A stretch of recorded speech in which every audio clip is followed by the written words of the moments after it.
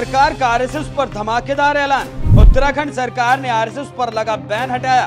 कांग्रेस की पिछली सरकारों ने लगाया था बैन। मोदी के फैसले के साथ खड़े सीएम धामी।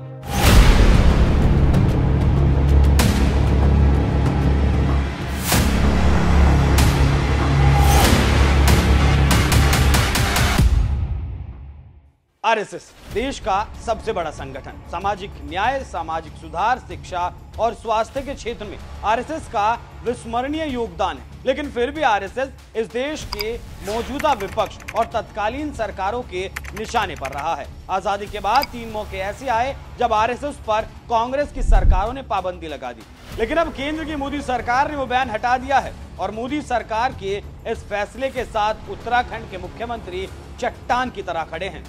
जी हां, उत्तराखंड में अब सरकारी कर्मचारी भी आरएसएस की शाखाओं में जा सकेंगे। साथ ही आरएसएस की सामाजिक गतिविधियों में जाने से भी अब उन्हें नहीं रोका जाएगा। राज्य के अपर मुख्य सचिव आनंद वर्धन ने इस बारे में एक आदेश जारी किया। आदेश में कहा गया, राज्य कर्मचारी अगर आरएसएस के कार्यक्रम में भाग लेते हैं तो इसे राज्य कर्मचारी आचरण नियमावली 2002 का उल्लंघन नहीं माना जाएगा। राज्य सरकार के कर्मचारी इस शर्त पर आरएसएस के कार्यक्रमों में हिस्सा ले सकते हैं कि इससे उनके सरकारी कर्तव्य और दायित्वों में अड़चन न आए। ये काम वो अपने सरकारी काम के समय से पहले या फिर बाद में कर सकते हैं।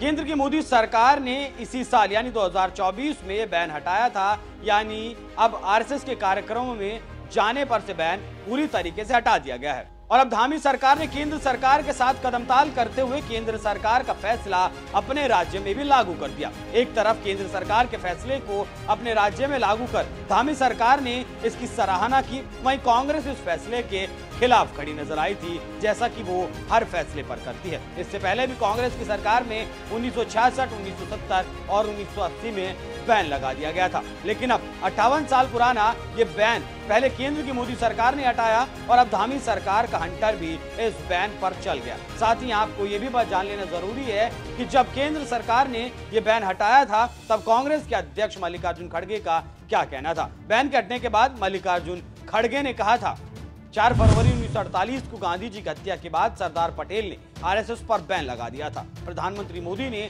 58 साल बाद सरकारी कर्मचारियों पर आरएसएस की गतिविधियों में शामिल होने पर 1966 में लगा प्रतिबंध हटा दिया। हम जानते हैं कि पिछले 10 सालों में बीजेपी ने सभी संवैधानिक और स्वायत्त संस्थाओं पर संस्थागत रूप से कब्जा करने के लिए आरएसएस का इस्तेमाल किया। पीएम मोदी सरकारी कर्मचारियों पर आरएसएस की गतिविधियों में शामिल होने पर लगा प्रतिबंध हटाकर सरकारी कार्यालयों के कर्मचारियों की विचारधारा के आधार को विभाजित करना चाहते हैं।